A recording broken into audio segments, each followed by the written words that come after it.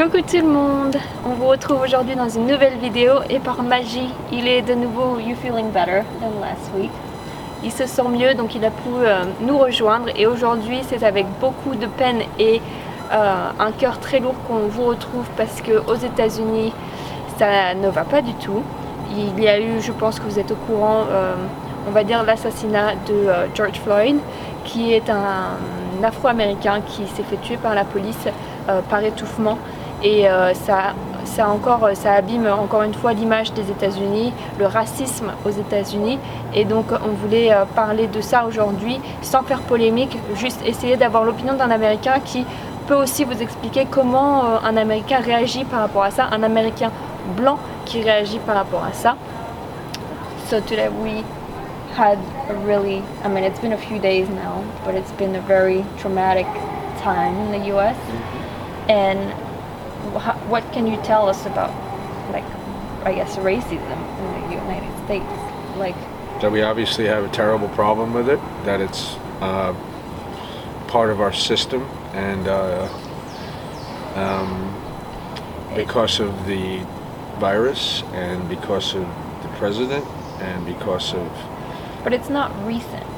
No, but it's been going on like from years. I would describe it, every disaster is a whole bunch of things coming together at once that separate don't mean the same, you know what I mean? Mm-hmm. So all these things might be viewed separately, but they're all coming together at once and they're creating just, it's like a pool of gasoline with somebody playing matches.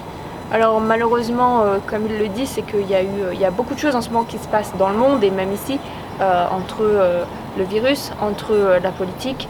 On va pas se mentir, le président attise la haine quand même beaucoup.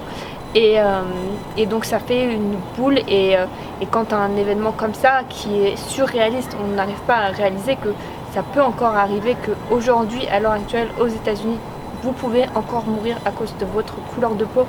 C'est scandaleux et ça remonte à très loin.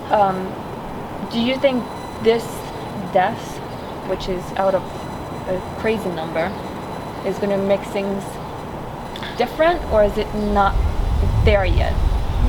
Again, it's complicated, but I would say to people that we have a lot, these things that happened a lot, even in the last few weeks, right? We have the person that got shot, but combined with all of the other stuff. And again, you should remind everybody that in New York, a guy died, and when he was restrained by the police, he said, "I can't breathe either." And it's the same. C'est quelque chose à chaque fois, c'est une répétition en fait de ce qui se passe à chaque fois, et on n'a pas l'impression que ça va faire évoluer les choses. On n'a pas l'impression que le mort d'hier va changer quelque chose au mort d'il y a 5-6 ans. Et à chaque fois c'est la même chose, ils les étouffent et ils ont beau dire qu'ils n'arrivent pas à respirer et ça continue. Et c'est incroyable de se dire que do you think the cops get sanctioned for this? Like, are they well, that's the problem. I mean, jail? because it's built into the system of the law and the culture of the police. They like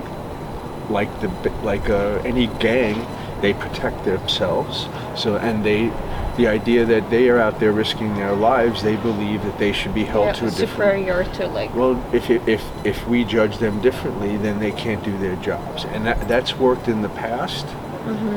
But I think now that we saw with him his knee on the guy's neck, and he wasn't in danger, there's no reason that this is a whole completely different... Donc il dit quelque chose de très intéressant. Il dit que effectivement entre la loi, entre les policiers qui se protègent entre eux, c'est comme un peu un gang, on va dire. C'est-à-dire qu'ils se protègent quand ils font des choses qui sont pas légales. Ils vont tous se monter pour protéger ces quelques policiers qui se sont lâchés, on va dire. Je sais même pas quel mot dire à part que c'est des meurtriers. Et donc ils se protègent entre eux. Par contre, ce qu'il y a aujourd'hui et ce qui change un petit peu d'habitude, c'est que là c'est vraiment un policier qui a mis son genou sur le cou de la personne pour l'étouffer. Mais aujourd'hui, avec les vidéos, avec tout ce qui se passe, ça s'est exposé au monde entier.